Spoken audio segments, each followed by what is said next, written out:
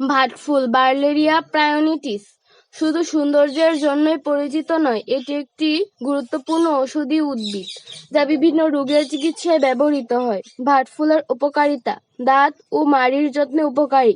ভাট গাছের ডাল দাঁত মাজার জন্য ব্যবহার করা হয়, যা দাঁতের ব্যথা ও মাড়ি সংক্রমণ রোধে সহায়ক। মাড়ি, রক্তপাত ও মুখের দুর্গন্ধ দূর করতে সাহায্য করে।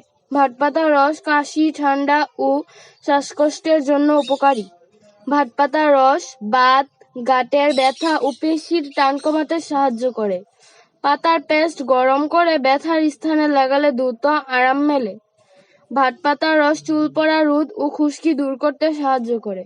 এর মূল অ্যাসিডিটি, বদহজম ও গ্যাস্ট্রিকের জন্য উপকারী। পেটের কৃমি দূর করতে ব্যবহৃত হয়। আপনার কোনো প্রশ্ন থাকলে কমেন্ট করুন।